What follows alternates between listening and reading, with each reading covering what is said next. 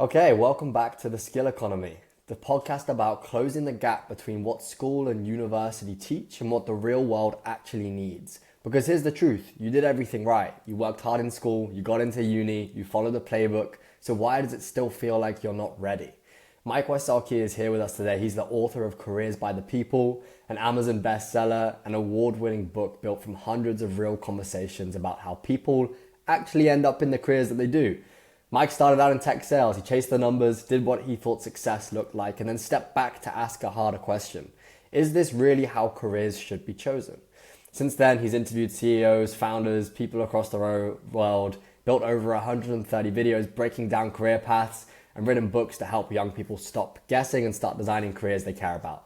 Today, Mike's here to talk about what he wishes he'd done differently, the real skills that matter, how to stop drifting and getting a career that actually fulfills you. And so, yeah, we're excited to have you, Mike. How are you doing today? Good, George. Really appreciate it. And I thoroughly appreciate what you're doing, especially for the young folks. I hope they really listen, they pay attention, because you're diving into subjects they want to dive into, but they might be afraid to ask the tough questions. So you're doing all the donkey work for them, and thank God, because being an elder, sometimes they're like, I don't want to listen to the old guy, but you're in their age group. You went through it. You basically went the same strategy, the same scenarios I did. Went to school, tried hard, blah, blah, blah. It's just what happens next. And that's what I wrote about in my first book. So, I mean, we can go through a lot of information. And the good news is people like yourself, and what I'm doing is trying to resolve the issue. So, the divide from education to the workforce is easier than it is right now, because it is difficult, and it always has been difficult. Don't have anybody tell you it was easy back when I was younger. It was still tough as nails. So good that you're doing this stuff. So appreciate it. Yeah, it's exciting. And like you said, you're on the front lines of this as well. You do talks at universities and college in the US. What is it that like a day in the life looks like for you these days, Mike? These days are in the past. These days are a lot of joy. I mean, after leaving the workforce, as one could say, leaving tech sales, now my whole thing is my book got out and got published. I speak at schools, and so that's what I'm really trying to do now, is just to spend more time speaking at high schools, colleges, about career readiness. Because no matter what happens, the student will leave school and then will have to go to the workforce. And that transition, people either rarely talk about, don't talk about, or the students don't want to hear the truth, and the educators don't want to inform them because they've never really been in corporate America. And so there's this big divide happening in the States. And from our talk, the same thing happened in the UK. So there's really no difference. And how can we sit down and make that transition a little bit easier? It's never going to be easy. But how can we break down a few barriers and a few walls so the students understand what industry needs, but also what they should focus on when they're in university, and how they should prepare for the workforce? Yeah, because I mean, there's a big disconnect from what I can tell globally, in that it's not, universities aren't taking accountability for training students up and getting them more career ready to the extent they should be. Employers aren't, but also young people themselves also struggling to take accountability for that. So when you look at it, whose job is it to step in and almost like get things going better? Is it a mixture of everything, or? Yeah, I mean, seriously, that's a really good question there, George. And you really thought it out. There's three people involved there. You mentioned education, you mentioned the student, and you mentioned industry. So let's go after one at a time. Okay, let's go after industry. Industry just complains. Students aren't ready for the workforce. Well, industry, what are you doing to help students? I mean, how many career readiness, educators are you hiring, or early career people you're getting involved with to help the students or your summer interns to get prepared for the workforce? I mean, what are they doing? A lot of industry isn't doing much. They're just complaining that education should be doing it. Education's argument is simple. George comes to my school and I go, hey, George, what do you want to be? You're like, electrical engineering. I go, okay, George, pay me $100K. In a couple of years, here's your electrical engineering degree. Done. That's it. They're getting their payment. Why should they do more? I mean, if the school's faltering and they need another angle, I get it. But a lot of schools aren't faltering. Any state school in America isn't faltering. The taxpayers are basically funneling that. So there's no need for them to do anything. So then you get the last one, and you have the student. The student has to understand they have to rely on themselves. Do not expect anybody's going to do anything for you from birth to death. And if they do, nice. You know, if George comes over to my house, go, hey man, I got a 6-pack of beer. I'm like, hey, thanks, George. I wasn't expecting anything. But the point about it is expect nothing from anybody and do your best to get yourself out of your situation. You know, so if you go to a great university and they have an amazing engineering program, but they're not preparing you how to go out and get a job and prepare yourself for the workforce, do it yourself. I've got the videos about that. There's a lot of books out there that will focus and talk about these subjects, and I can go into this for hours. But the fact about it is, stop blaming universities and go out and get the things done yourself. If your school does have a career center, go there. Talk to the people there. But there's a catch on that too. A lot of people in the career centers are either very young and haven't spent any time in the workforce, or they're really old and they could care less. So the best thing to do is talk with people in industry that are in industries that you enjoy. If you love oil and gas, don't talk to somebody in cybersecurity. It makes no sense. Talk to oil and gas people. If you love accounting, talk to people in accounting. And I don't mean talk to somebody who's 2 years in accounting. I mean 5 years in accounting, 10 years in accounting, 15, 20, 30. The older the better. The world hasn't changed. Accounting has been the same since day one. I was in sales. They've been selling for 1 billion years. I mean, come on. You know, meet, prospect, sell product, repeat. It's not difficult. You just got to do it. Anyway, George, great stuff. You got some good stuff there, man. Keep hammering. Yeah, awesome. And so I think obviously a lot of what you're doing and the work you're doing with Careers by the People is focused on supporting the students in taking accountability. You're doing talks at colleges and unis and preaching to them. And I'm sure you get a lot of questions, but I'm also curious, when you sit up on the stage, it's also easier to think, like, I know what young people should be asking and have a sense of it. So what questions are they not asking? Like, what are they not asking you about careers, or what are they not going down a route of understanding? Well, I mean, that's great. That's a really good one. Nobody's ever asked me that one. You threw a curveball at my head. I'm thinking about it. What I would say is, but I try to bring up as much stuff as possible. Example would be the professional skills, soft skills. Some people call them power skills. Those, when I bring it up to the students, I go, what do you know about these skills? And two, have you been taught them, or do you have any understanding? And I have yet to have a student going, I know them sideways. They don't. Because again, everything's the hard skills mentality.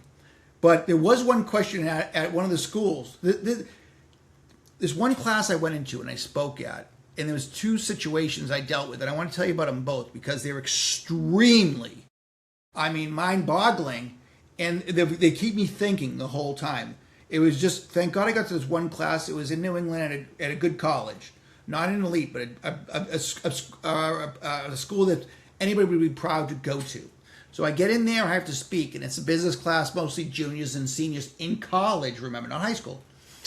And so I get down, I'm ready to present it. I get to talk to the students, just at the beginning before class starts. Hey man, what are you studying? What year are you? Blah, blah, blah. So the student I'm talking to was right there in the front row. We're just babbling. And I go, hey, what year are you? He goes, senior. And I'm like, oh, okay, awesome. I go, what do you study? He goes, accounting. And I go, that's great. I go, I was just on the trains going to Boston. I read an article. We're low with CPA, certified public accountants. We're low on that, and we need them. I go, so you're walking into a field, and you'll be able to crush it. And he goes, I'm not going to accounting. It sucks. And I'm like, whoa. And one of my friend's son went there, and he told me what it cost for 4 years. It's $160K. So $160,000. What he learned was the field that he chose, he didn't like. Then the most powerful question comes to me at the end. I go, get a few minutes to answer the question. Student, I go, hey, any questions? The guy goes, yeah. They, educators, tell us to network. What does that even mean? And I'm like, oh, wow. That takes you back a lot, because the fact is my growth, my world, my learning through the business community was always networking, finding out where the new opportunity, the emerging technology, the emerging places to find where the engineers are hanging out. That was my world, networking into really granular stuff in Los Angeles. And when a student mentioned that, I'm like, whoa. And so I did a lot of videos on networking and all of that. But I mean, it's just the student, because they're in their bubble. They're in their little bubble, which is great. I mean, college bubble is awesome. I mean, for me it was. We had a blast. We just hung out, did nothing. And when school ends, go get a job in business. And that was it.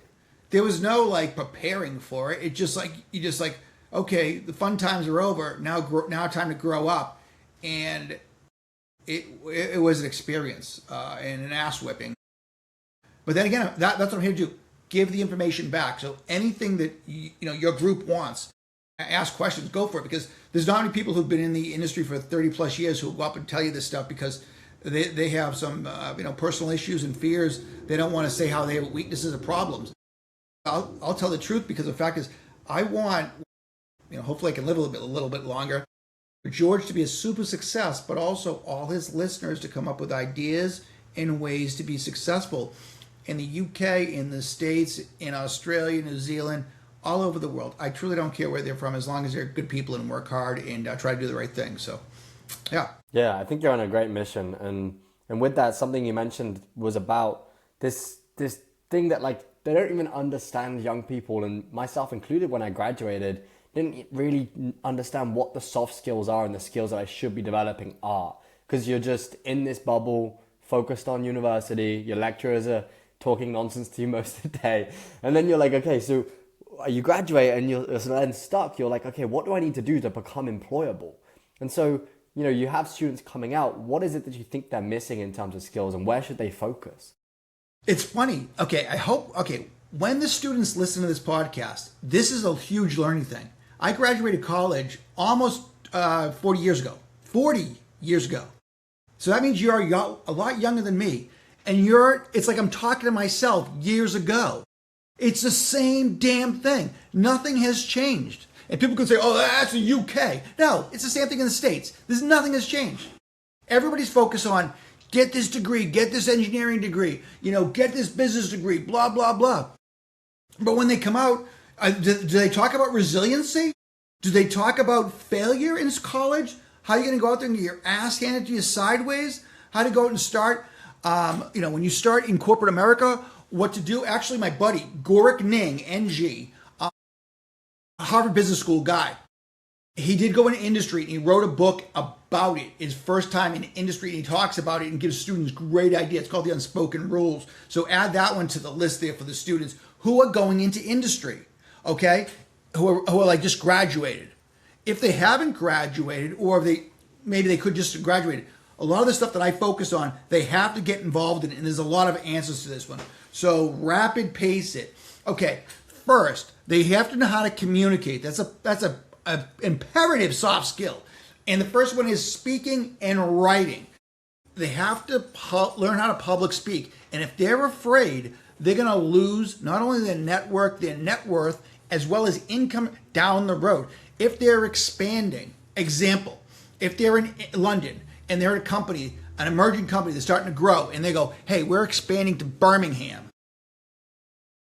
We're looking for, people that are out there to go out there, you got to grow that territory. And if a person's like, I can do it, but like, you've never sold. You can publicly speak, you sure? And they go, no, I won't do that. You're done. The next guy in line is going to say like, hey, I'll publicly speak. I can do it. No problem. Boom. He goes to Birmingham. You know what happens in his career? It expands. And then you know what after that is? They expand and they go, hey, we're opening. We're going to run. We need somebody to run Scotland. That's how it works. You start moving up because you know why? The person has the skill set. Then part two is the writing part. Oh, and the other thing too is if that person hasn't done any public speaking, there's groups called Toastmasters, and they can join it. If they don't want to join Toastmasters, go to a local college or even a community college. I don't know if they have those in England, but the point is get a class on public speaking. or even join like an actors group or something like that. Don't be afraid to get up in front of people. They want to hear what you have to say. Writing. If you don't know how to write properly, learn it. The best way to learn how to write is to not only take writing classes and reading about it, no. Get published. And I don't mean publish a book like mine. That's going to kill you. It's going to take years. I want you to get published in some article. And, you go out there, you're at the Manchester local union, magazine or newspaper or something like that. If you get yourself published on your resume, or you guys call it in England CV, it's a line and it's on LinkedIn. You've been published. So I'm going up against George and we're equal. And they go, hey, wow, Wysocki, you can write. You've been published. Boom, 51-49, I win over George. That's the only differentiation. Okay, working in teams. You have to learn to work in teams. And it's not teams not like George and I working together, like buddies. No. It's the polar opposite. Okay, so guys from England, you have to work with guys in the States that are more obnoxious than me. You know what I mean? Everything about it. So you're from the big city, you got to work with somebody from the rural. You've got a PhD, they've got a GED, but yet they're in the same company as you. And so they're at the same table. You better know how to integrate and work with them. So those are a couple things just right off the top there, George. I mean, my God, this is never ending, because the amount that university, or uni as you guys say, teach is great for hard skills. With soft skills, they don't teach anything. If they do, it's very low end, and it's not talked about because the teachers, the professors, could have went from uni right back into uni, and they've never worked in corporate America or corporate England. They're not working for the large corporations over there, or even like the technology companies. So, yeah. Yeah, I think that's big. And for people in the UK, communication, teamwork, there's societies you can join throughout your university that will help you. There's like specific societies where you can get reps at this stuff and become a better public speaker and get feedback on how you're doing. And so I think that's where people need to be looking to more to get these skills, because, and I'm curious for your perspective on this, Mike, there's a lot of media out there now talking about almost like the death of the degree. It's like everybody is competing with the same thing when they leave university. So when you think about helping students differentiate, of course, communication, teamwork, you mentioned article writing, what else is it important for them to almost to be able to prove to employers that make an employer go like this person is going to be a great hire, let's get them? Okay. So, yeah, you're right. Okay, you open up some more good stuff.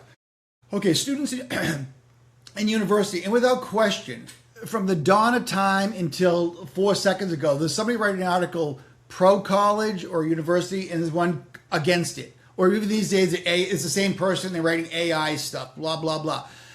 Take the media always with a grain of salt. People are writing articles about subjects they have no idea about just because it's easy to get done, blah. Okay, to get off on another tangent, the top 10 list jobs, the best jobs. You think those guys have any clue what the hell they're writing about? I look at them and scoff at them because they show the wages, and I'm like, if this is such a great job, why does it pay so little? You know what I mean? So there's a lot of issues out there. But let's go back to the thing. If you're in university, without question, as George said, join clubs, join organizations to help pump you up and to help make you understand. Do you want to show somebody you have leadership? Sure. You're the vice president of the XYZ club at university. Okay? That one's right there. Or start your own club. Get involved with what's happening on campus so you can show that you've done things other than you've got a 4.0. Then you want to get yourself into industry. You really have to do is narrow down like 3 industries that interest you. And when you do that, you're going to spend your time and focus on those industries by going to do things like networking with trade shows, local trade shows happen in the city that you live. You go there. If you're excited about technology and there's a tech trade show, make sure you go there and make sure you walk around and talk to the people in there. And then you need to get to know the people in there and build your network on LinkedIn. All right? Because of that, that's it. The other thing too is, students, please understand that 70% of opportunity is gone through connections, okay? It's not going to happen just applying online. That's a 30% chance. If you know somebody or have a connection with that person, either a connection from somebody else to that person, it's going to help out. Alumni groups, if you went to the same university as that person, you get a better connection with them. Everything revolves around the connections to the people.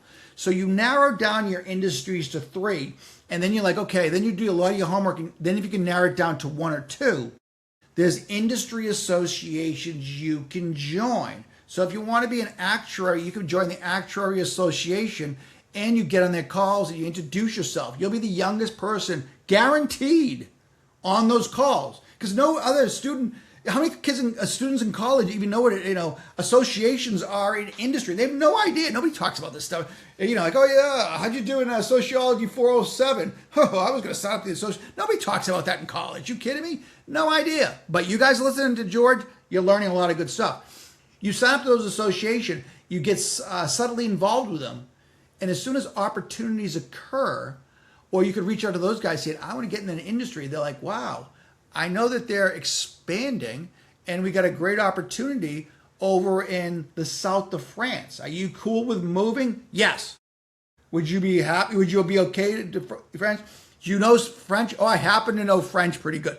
Only if you do. But if you don't, stay in the UK, and we'll send you to Wales. We get an opening in Wales, So, I mean, you have to do it that way. You really have to be very granular. But the good thing is, if you can find an industry that you like, you get your feet in the door, and then you can move around. Start in sales, inside sales, and then you can move to outside sales. Or you're like, you know what, sales is a drag. I want to try marketing, operations. Then you can get your certifications. Maybe you try engineering or something like that. There's so many opportunities and angles to do it, but you really need to get yourself as knowledgeable as you can about the people you're meeting with, and as well as the industry. Read the trade rags of that industry until you're blue in the face. If you're going to go talk to somebody who's a professional, they could care less about who's your favorite team. You know what I mean? Dookie dogs. You're like, no, man, I don't want to talk about that. What do you know about electrical engineering? You're involved in this group? Awesome. I'm involved in the group over in Surrey. Okay? So that's how this game works. It's all networking and it's all connections. How are you connected to George? Oh, I know Susie, and Susie was friends with George's buddy Bill. Great. That's how you connect up. Hey, George, by the way, blah, blah, blah. So, make sense? Yeah, I think I think it's great to touch on the skills and the industries. And then I think another big thing that students often need to spend more time thinking about that they don't is like what they should be looking for when getting into a first role with a company. Because a lot of the time it's easy to focus on the big brands, the big companies, and try and just enter that entry level and grow up. But some people have a different strategy, like focusing on smaller companies and trying to work and learn as much as possible. I mean, what do you suggest that students think about when you're advising them or talking to them about getting their first role and what to look for? Yeah, okay, so here's the pros and cons on both of them. If you work in a smaller company, you're there for experience, to learn as much as you possibly can. And if you like that, if you like, to be able to grow and to be a jack of all trades, to do multiple things, a smaller company has options. The other thing too is you could get stock options too. So any company that's going to be emerging, the chance of you moving up is higher. The chance of you learning more is obviously going to occur. But with that though, when you look for a new gig, I don't know what that company is, never heard of them. That's the con. The other con is they could be sold or bought out. And if that's the question, you might be kicked to the curb. I worked at a company, and some of them have been sold and some were bought out, but some also when they get purchased by new management. And the new management you might not get along with, and you're gone or they're gone or something like that. So you got to deal with that. Whereas on a larger company, oh my God, bureaucracy. It's like working for the government in England. It's like, oh, you don't, you're your little cog in the sprocket. You sit there in the corner. You do your work. It's great. You're just a small fry, and to get anything done is going to take time and years. but it might be more secure. And some people enjoy that. They're not risk takers or go-getters, and they just want their basic company, big company, want to work there as long as they can, don't ruffle feathers, don't really hustle. It's like, remember the tortoise and the hare? Some people are the tortoise. They just want to sit there and take their time. They think, they hope to win in the long run. Other people like, you know what? I just want to go for it, go for it, go for it. And so that's your personality. If you're a go-getter, then you want to go out there and take risks. And the people that take risk and get the big rewards, or rewards in general, usually are happier people. But if you don't want to take any risks, then you better understand that. So you better be, choose different corporations for what they do. But the only good thing about the big name company is when you go to the big name company, it's usually, it's a bureaucratic job. But when you look for the next gig, it's like, oh, I worked at large company X or large company Y. And I did that in tech because I work Computer Associates. They're not really around anymore, I don't think, but they have the second largest software company. And I always tell people, I work at the second largest software company in the second largest city in the United States. I can get whatever gig I want. So it gives you some chutzpah.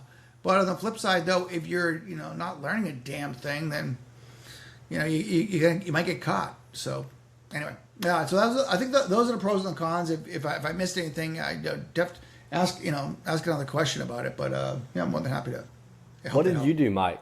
Did you go for the big company or the small one when you graduated? And what was your thought process back then? Yeah. So what happened was when I moved to Los Angeles, when I was in Boston and stuff like that, I started off at a large company. Couldn't really move around there, so that kind of bogged me down, and I wasn't challenged. And I was young, of course. And so then after that, I just started testing everything out, and I started failing like you read about. So I moved to Los Angeles, and I got a gig with a bigger company, just to be the guy in the corner, because I thought I was going to sell some movie scripts or whatever, and obviously didn't. And then I started talking to people in the tech industry, and they're like, "Oh yeah, we're making a ton of cash." I'm like, "Wow!" Now you got my interest. And I wanted to always sign with the bigger companies, but it seemed like the smaller companies were easier to deal with. The people were a lot less bureaucratic, a lot less political. And so I signed on one of the smaller companies, which actually happened to get bought up by a bigger company, CA. And I did that for a few years. And then after that, I went into cybersecurity, which got hot at a small company, but it got me to meet and network with my future hiring manager at a mid-sized company, which was really cool. And those guys, but they were really hustlers, go-getters, blah, blah, blah. And then from there, it's like, it's always networking back and forth. But the companies, though, that I worked at, a couple of them did get big and had big names, but I would try to focus a lot with the name recognition, because I thought that helped out a lot to get appointments too. If you're trying to sell something, if somebody knows your company, great. If they don't, it's going to be tougher. And my last gig was a smaller company because I'm over here in Hawaii, and my old client actually liked me, and they're like, "Okay, we'll help you expand Hawaii." So they were pretty cool, and then they sold the company, and so then that's how it all ended. But it doesn't really matter too much in the long run. But it's like, I just say, if somebody can figure out what industry interests them, that's going to help them out a lot more. In a sense, than bigger, small companies, because if they can find something they're interested in and they can stay at it and work hard, then they can bounce around and try it out. But at least they like the industry, which means they're going to be reading about it on the downtime. They're going to be studying about it, and they're going to know a lot more than somebody who's trying to just get by like I was always. I was always just trying to, sell product and, survive. But anyway, I think that's a lot of young people, like you said, it's about finding something that you want to read about in your downtime, something you want to spend more time embracing and learning and surrounding yourself with people in that industry. But I think a lot of people struggle to find that almost. They struggle to find that thing that they want to obsess with in that industry. So how does someone think about finding something they like, even if they're in their third year and not sure, or a senior and not sure? What do they do? Well, if they're in college, I think it's great. Because they get a lot of time to fail. And one of the issues that I read about was the brain isn't fully functional until you're 25 plus. So you get a lot of time, and failure deal with failure. That's a big issue. I want to make sure, I got that out too, is the students have to understand is like, they got to go out and test the waters. It's dating basically. It's like, because they go on a date with, A, B, and C. And sometimes they go on a first date and they go, this is a nightmare. But they go on a second and third date sometimes. Like, what, this person is nice and cool. Maybe something can happen here. And they have to look at that with industry too. And so they have to go out there and network. And I don't, it's for you and I, networking would probably be pretty easy because we're like, outgoing people. But I'm only outgoing when it comes to business and this thing. I mean, it's like, I don't walk around the streets going, hey, how you doing? Blah, blah, blah. I want to be mayor. No.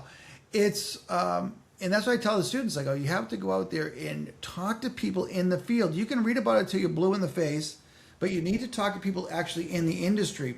And shadowing is a big thing too. Spend a day with them and just say, is it okay if I spend a day, to see what you're doing, or 2 days? And say, what? I go, I'll be quiet. I won't bother. I just want to see what it's like. I'll buy you lunch if you need or whatever, or get you some coffees and donuts, whatever it takes, to get to learn, because the world between education, fun, and workforce, not fun, I mean, is a massive bridge that people have to comprehend and understand. And the longer they study this and test it out and read about the careers and go see what it's like, the better. So if they're young as high school, perfect. If they're in university, it's still fine. You've got a lot of time, but don't make irrational decisions. Make focused, calculated decisions so you can choose something that interests you. So you're right. How they're going to narrow it down, and the brain at that time is it's mile a minute. The good thing about it is, George, when you get older, your brain slows down and you can chill out a lot more. Good. The cons are, you're not as strong as you were, which sucks. But on the flip side, though, if they could try to narrow things down to like three industries that really interest them, or just look at all these industries and pick out which ones they hate. So maybe it goes from 50 industries down to 25. So you're halfway there. And then just keep looking and learning as much as you possibly can. The other thing too is, everybody's like, well, that's not a good job for the future. Nobody knows that. I have no clue what's going to happen tomorrow. George has no idea what's going to happen tomorrow. Everybody on TV thinks they know what's going to happen tomorrow. And when they get it wrong, what happens? Nothing. They still get their dopey job of the news anchor.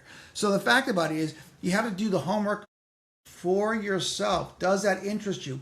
Like healthcare.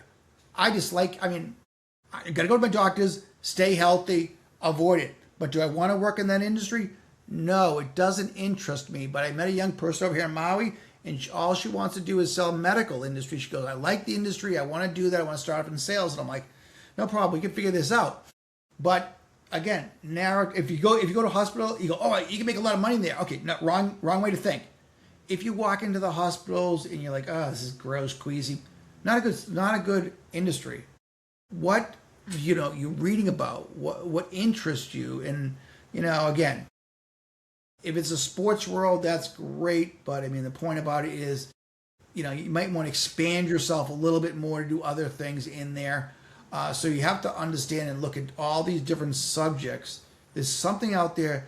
You could be the best demographer in South London, which would be very impressive.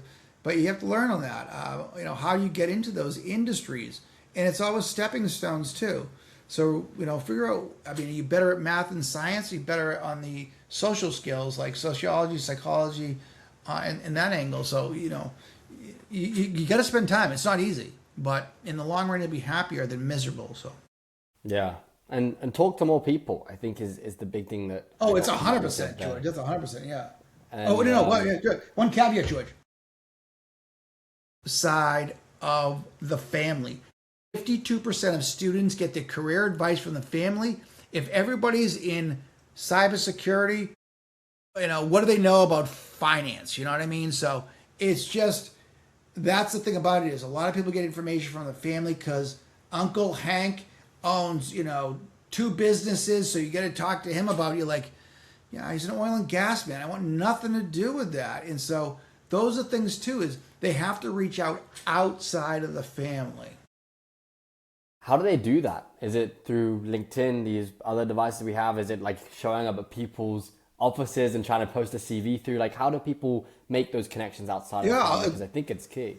Yeah, well, a lot of things. A couple things we reviewed. Okay, the first thing is when you narrow it down, the university you went to is going to have an alumni association. That is your first target.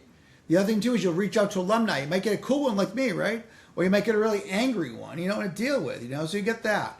They're going to have activities at the school where you get to meet companies that are hiring, like the career fairs. Those are okay at best. Trade shows are goldmine. Here's the reason why is you walk around a trade show and get a student passes, and if it's about finance, you really like finance, and who doesn't, right? You walk around a financial trade show, you might be able to meet a vice president, a marketing person, an operations person, and the behind the scenes people. And you can sit there and talk to them a little bit about if they have a few minutes, if it's slow. If not, you can find out if they're hiring in internships. And that's the other thing too is we talked about the professional associations and all like that, but another one is everybody goes internships, whatever, summer jobs, part-time work, volunteer work, being a gopher, getting the lowest job. If architecture interests you, and you're going to school in one of the cities over there, find an architectural firm and say, you know what, do you guys need any work to be done? Like, no, I want to hire. I'm like, okay, can I work 2 to 5 on Friday afternoons? What will you do? Whatever you need. I'll clean the office. I don't care. So you get time to meet the people in that industry and have a chance going, hey, George, I know you've been in the industry for like 30 years. I mean, you might have some time to talk, in the coming days for like 15 minutes. I'll buy you coffee, whatever you want. At the end of the day, if you're going over beers, I'll pay for it. I don't care. I just want to know because I'm interested in this industry from somebody who's been there. And I want them to talk to minimally 5 in the industry that have been there for 5+ years. Also, the gold mine is 2 that have left. If you want to be an architect in, again, the north of England, and that's the ultimate gig, there's guys out there who've done it who's like, you know what? No, it isn't. And you want to talk to them too, because you want to find out what it is, why they left, what is the reasoning. So you're right, it's a lot of work, but again, we talked about LinkedIn, we got the Alumni Association, they can go to the different trade shows, they can join associations and all like that, and they can just find people that are in that industry and reach out, see if they'll have time for a call, but it's best to meet in person all the time, and just tell them, if they're in an industry, it's like, I'm interested in that, I want to figure out what it takes to get there. Never call saying, I want a job. Just say they want to call and talk to them or meet with them because they're interested in that. Never talk money and never ask for a job. Just talk to the person and network and figure out, what's going on. And at the end, I will say, can I stay in contact with you? If I run across an opportunity, could I just, inform you about it? And that's the greatest way. So if you call people up and say, you know what, I'm thinking of doing this type of business. What are your thoughts? Most people will respond. So. Awesome. Yeah. And I think that's really good advice. I think just talking to 5 people in the industry, getting a sense of it, hearing different perspectives, because a lot of the time, and I think the older generations struggle to also convey this, is that their views are subjective. And as a young person, you hear from someone who's older than you 30 years and they have so much wisdom, it's easy to think, gosh, I should follow this like the Bible. It's like, it must be perfect. They had a successful career, but you still have to read between the lines. And so I think one of the key things that I always think about for young people is critical thinking, and developing that skill and that habit and that practice is big for them. Yeah, a great point. I want to touch on it before you go to the next one. Is read between the lines. Okay, that's massive. That's why there's 2 angles to that. One, that's why I don't want you to ever talk to somebody in your family. The reason why is they're always going to paint a rosy picture. 2, people in industry might get nervous because they're making good bucks. They're vice president of a local bank. They don't want it to leak out that the job really sucks. So you could talk to retired people. And that's another angle too. Good call, George. When I speak to the students, I always speak about that. I go, here are the pros and the cons of what I did. Because everybody talks about the pros. Gamblers always talk about their wins, never their losses. And so many people always go, oh, Billy's got a good job. I go, why is it so good? Pays great. The hell's that mean? What's great to you? But the other thing too is, Does Billy enjoy it? Does Billy like it? So people have no idea, and people always think they know about somebody else's life, and they have no idea whatsoever. You need to talk to Billy, find out what's he doing, and go from there. But again, if you reach out and just go for cash only, you will be miserable. But the fact is, if you go something that challenges and interests you, you might be a lot happier. And maybe you make a few dollars less than Billy, but you wake up on Monday looking forward to what you're doing your week. You're all excited. Billy wakes up extremely depressed because he makes $7 a year more than you. Do you want to be Billy? But just you're right. Great, George. You nailed it big time. Read between the lines. That's tough. So all the stuff that I talked about was a lot easier than reading between the lines. My God, to get somebody to tell you the truth, like people are like onions. They say you have to peel them open. It might take a while, but that's why it's best to meet in person. Make sure nothing's being recorded. Don't write anything down. Just talk to people. You might get some information out of them, but you always have to ask is like, that's great stuff. Can you give me a couple things that are difficult that you deal with, or obstacles that you deal with, or problems that you deal with? But try to make it as nice as possible, because most people aren't like me. They're pretty, they get their walls up higher when it comes to what they're doing because they don't want to lose their cushy gig. That's the realness of it, I think. A lot of companies put on their like, come learn about our company show, and they show up at universities and talk about them, and you hear this like, oh, you guys should so come and work here, from the recent graduate that's working there. But there's seniors next to them who's like, they want to impress and do a great job, and so the incentives are kind of whack. And I bet if you spoke to them in private, you'd get a different answer that helped you just understand a little bit more, whether it's still positive or not, but I'm sure there'd be something different that came out of that conversation. And that's why when I hear students like complain about it, like 2 or 3 interviews, I'm like, no, talk to as many people as you want, because you got to really dig deep and find where the bones are buried. Great. And of course, you started off in tech sales, right? No. When I got out of school, I got out with a Bachelor of Arts in Sociology, but I knew that I was going into business. So the whole thing, because I was a first generation low income, as they call over here in America, which means nobody, your parents didn't go to college and you came from a humble means. So I didn't know anything about college to career. And so it just that my mother really pushed me to get a college degree. So it was either get a college degree, get a crappy job in the area, hang around the corner, or go in the military. And so I tried the college route, and it was just get any degree is good enough. And so I got a good enough degree, and I went into business from there, and it started in finance. But again, it wasn't like cool finance. It was just like analyzing numbers in the back, really boring. And I wasn't challenged, and I really wanted to survive and do well, but I couldn't make it. I couldn't do well in the Boston area. So I said, to hell with it. Let me try something new out. I did actually do some technology work in the Boston area in sales before I left for Los Angeles. But again, it wasn't fun there. But when I ended up in LA and I couldn't get involved in, writing for movies or TV, just went back into tech sales through a connection. And that's when I started finding out how much they pay these people in outside tech sales for certain, vendors, manufacturers. And I'm like, whoa, I want to get one of those gigs. And you get them, and you're right. They do pay well, but, you're chasing a number all the time, and the job's so monotonous. And if you don't like engineering, and you don't like, computer engineering, networking, all that stuff, it's hard to stay awake and positive in the meetings. It was like I was acting for 30 years because there was no joy. I mean, this is what I do, George, on a good day, was to make sure that myself and my engineer had 4 appointments, 9, 11, 1:30, and 3:30. I'd make sure I set up the appointments, take the notes, prep the meetings when he'd walk in, and then they talk, engineering talk. So it'd be like, I'd introduce everybody in the room.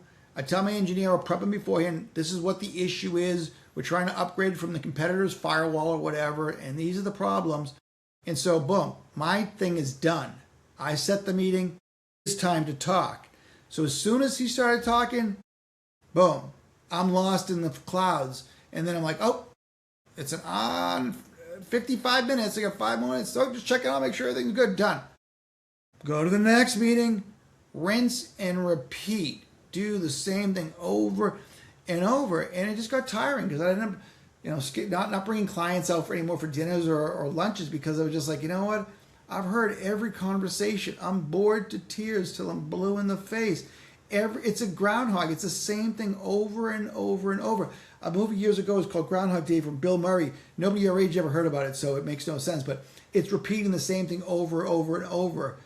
And it's George. Some people are sitting back going, wow, that sounds kind of easy. No, it's horrible because you got to hit a sales number. If you don't hit the sales number, you know what happens? Management will drive you completely nuts. If you do hit it, you know what happens then? Then they're going to increase your quota. So it's going to be even tougher to hit. There's a no-win situation. Nobody goes in and like, oh, I'll close a big deal, blah, blah, blah. Great. You don't have to, so next quarter, you have to close 2 big deals. The next quarter, that's 3 big deals. You can't win. And then you eventually get burnt out. You have to find a new gig. It's a complete rat race. It's a nightmare. So I always tell people, sales is great for 2 to 5 years. But as soon as you're in there, how are you getting out? Because it's addiction. You get addicted to the lifestyle. You get addicted to the cash. Some companies treat you like Elvis. You get addicted to being, propped up. And so the students have to be careful of their choices. That's why what you're doing is amazing. You're bringing people who have been in the real world to the students. Is anybody else doing this? Yeah, well, look, you've learned how to have fun in your career now, and that's the important part. But it sounds like at the start as well. It's awesome now, George. At the start as well, there was a lot of fun, right? You said education, fun. Then you get into workplace, not so fun. And so I'm curious because I think a lot of people are transitioning from university into their first career. What is it that slapped you in the face when landing that first job that you were like, oh, I wish I knew this sooner, or I wish I'd have done this to prepare better? Oh my God, George! That's like a 10-hour question. Okay, so I'm in university and I'm going to start the career. The only thing I read about this in my next book is because I was in the Boston area, and the only thing the only question I asked anybody with my oldest sister, because she was in the business community, I go, what's the name of a good company to work for in Boston? She goes, Fidelity. I go, okay. My whole focus then, because I get hyper-focused, get a gig at Fidelity. And I did. And when I got there, it was so underwhelming. The people were nice. My manager was a great guy. Don't get me wrong. But it was so boring, and I wasn't challenged, and there was nothing going on. I had no idea what I was getting myself into. It was called like a financial analyst, and it should have been just called, it was like an entry-level boring type job that I'm sure AI is going to take out, which it should. But the point is, I wish I did a lot more homework before I entered the workforce. And I really wish that during time in school, I spent talking to people in industry, and I wish I took more risks. But I had to learn, I suppose, what it's like to go into corporate America. So I did, and there was no joy. And then after that I was in there and I was talking to people. I'm like, this sucks. I'm bored. And this gal I knew I worked with, she goes, my friend sells life insurance. Oh my God, he makes a killing. And so coming from a low-income area, I'm like, money is the answer to all problems of the world. And so I met with their friend, and he was the nicest guy I could ever imagine. And he got me the job, of course. So I'm selling insurance for 6 months. And this guy is a killer salesman because he was so smooth. It was wild. I go years later, I'm like, that's the best sales guy I ever met. But it wasn't for me. You don't want to be talking about life and death when you're 22 years old to people that are 70. It was no joy. And so from there, it just started spiraling into the abyss and nonsense. And so you have to really do your homework and figure out something that interests you, and then start there and start on the ground floor. It's fine because you can jump around, but just be aware you're not going to get a lot of tasks and a lot of heavy things to do because you're the new kid on the block. So like we spoke about earlier, when the company's expanding and there's opportunity, you'll have to go to these second-rate cities to, speak, present, or help or whatever, and you take those because it's really training for you to get to the big world and all like that. You want to go out there and be the big cheese and all like that, but it takes time, and so you got to do these minimal tasks. But you have to understand is what can you learn from it, and you should be learning consistently after work too, and that's by associations, networking events. Go out and find out where the networking events are in your industry and go hang out there. Some might be a complete bomb, but others you never know. You might be able to meet people who in 2 years, when it comes down to looking for a gig, you can reach out saying, hey, FYI, I'm looking for a gig if you know of anything. And they're like, we have 3 openings. Come on down. Yeah, but I really wished I prepared a lot more. And so I could have, I don't want to be with what I'm doing now because I wish I really had 30 years of, interesting career opportunity. I don't know. I was blessed that I got this at the end, so it gives me some hope and purpose for life. But the fact is, with 30 years there, it was just ultra misery. I don't want anybody to go through it. People think they can do it, and I'm like, no, you can't. You can't do it. You get your ass handed to you. It's an ass whipping all the time. And there's no other joy other than a fat commission check, So, but that's why I'm passionate about what I do now is because will George do well? Of course, you're a go-getter, but it's the people listening and what are they going to do so they can figure out industries that interest them. And if the first one doesn't work out, then go to the second one. You know what I mean? So that's why you have to have 3 because, oh, George, good God, I just remembered something. Huge story. I got injured when I was in Los Angeles, so my back's kind of jacked up. I have to go to physical therapy, right? This is where the story comes out. And so when I was going to physical therapy, somebody checks you in, you blah, blah, blah, you talk to them. And my physical therapist, we just started babbling about nonsense. And I was telling her, about the book I'm publishing at the time, blah, blah, blah. And she goes, here's a wild story for you. And I'm like, what? I'm all ears. She goes, the person at the front desk, I go, yeah. She goes, he just graduated college. I go, congratulations. What he's doing, and this is nuts wild, I think it was either 4 or 3. He was working in each industry that interested him for 3 or 4 months to narrow it down. And I'm like, oh my God. And I think I put him in my book, either the first one or the second one. I tell the story. And that would be another example of somebody coming out of university, not sure. And these jobs, you can get a temp gig job, whatever. You just have to go in there and be the lowest person on the totem pole and do some networking time. When you're there, when you're doing your crappy low-end job, or they call them gophers, talk to people and just get some time. Hey, can I grab a coffee with you? When you go to lunch, I'll buy you lunch. I just want to know what's it like to be in this industry.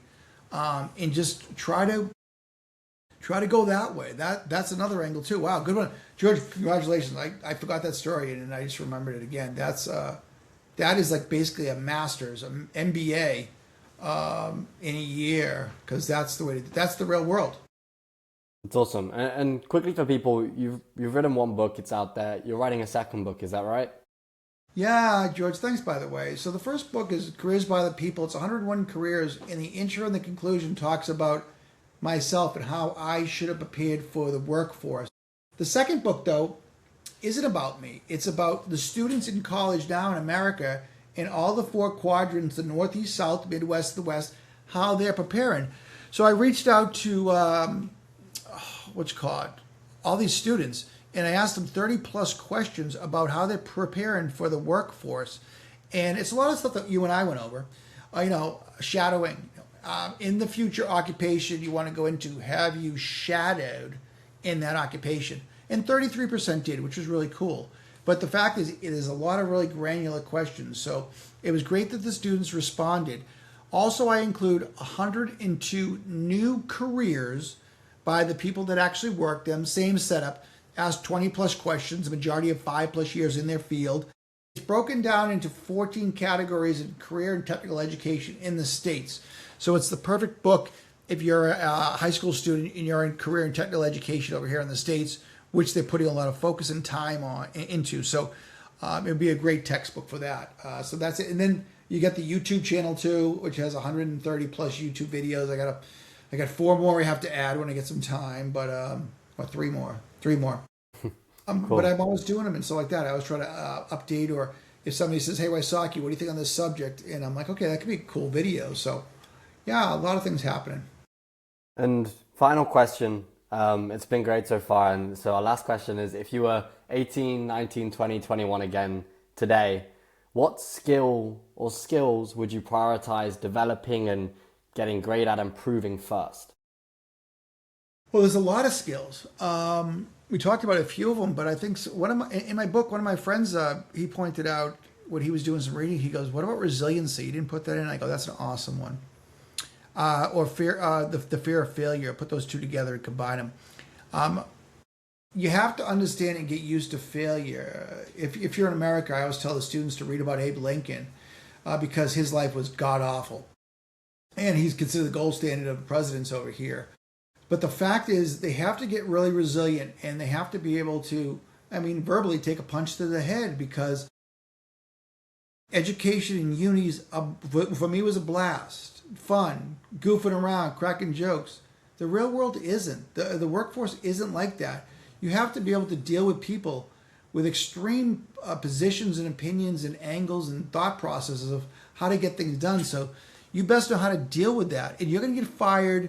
You're not going to get jobs you're going to like. You're not going to get accepted to a lot of opportunities. So you have to deal and understand about that. And the other thing, too, is you're going to fail. You're going to screw up.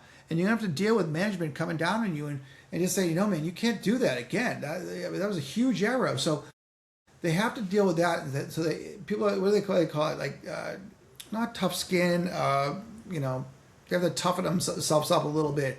And just be aware, it's not happy-go-lucky and joyous. It's going to be tough out there in industry.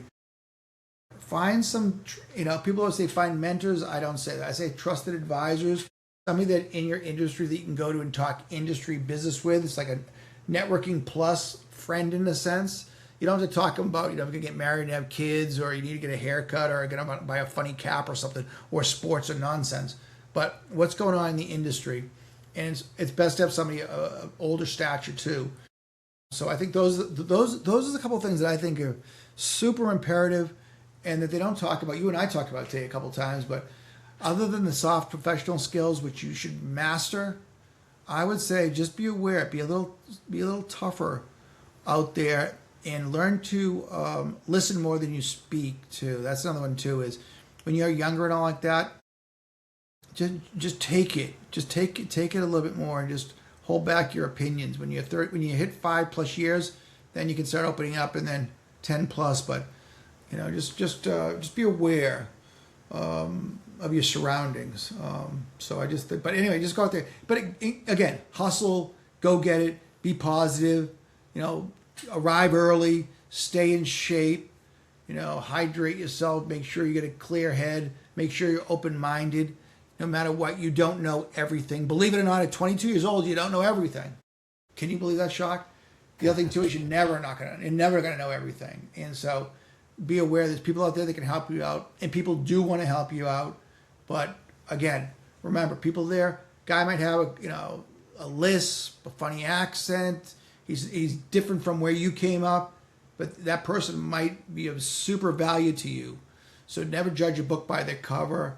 And the other thing too is if you meet somebody and they're not your buddy the first time, maybe they're just a colder person. It takes time to warm up, or they've seen a lot of people coming through the company.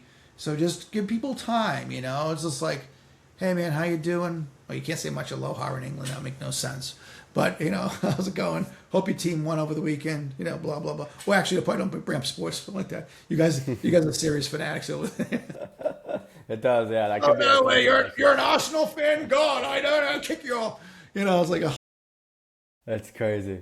Liverpool. Anyway, look, Mike, I think there's so much value in this for people, basic careers, skills, reflecting on your career as well. There's a lot of stuff people can take from it. So really glad that we managed to get you on and have this conversation. And I'm sure we'll continue in the future, and we'll keep doing your work. And it's great.